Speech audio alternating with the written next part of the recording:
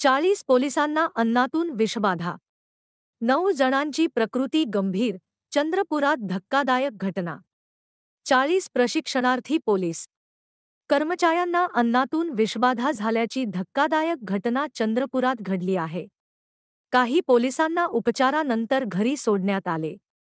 यापैकी 9 जणांवर पोलिसांवर जिल्हा रुग्णालयात उपचार सुरू आहेत.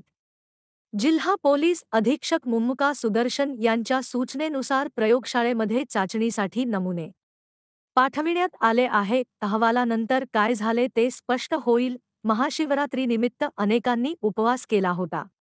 आज मसालेदार पदार्थ खाल्ल्याने त्यांची प्रकृती बिघडली असावी, असे सांगण्यात येत आहे.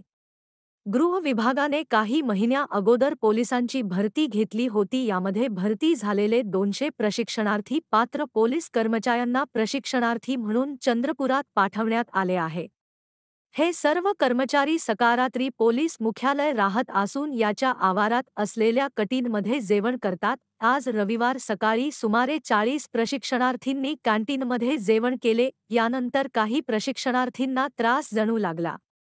त्यानंतर सर्व प्रशिक्षणार्थींना तातडीने जिल्हा सामान्य रुग्णालयात उपचारासाठी दाखल करण्यात आले. यातील 9 कर्मचाऱ्यांची प्रकृती गंभीर असल्याची माहिती आहे. त्याच्यावर उपचार सुरू आहेत. उर्वरित कर्मचाऱ्यांना सुट्टी देण्यात आली आहे. या घटनेचे पोलीस अधीक्षक मुम्मुका सुदर्शन यांनी गंभीर दखल घेतली. चंद्रपूरमध्ये उन्हाचे चटके जाणवू लागले आहे.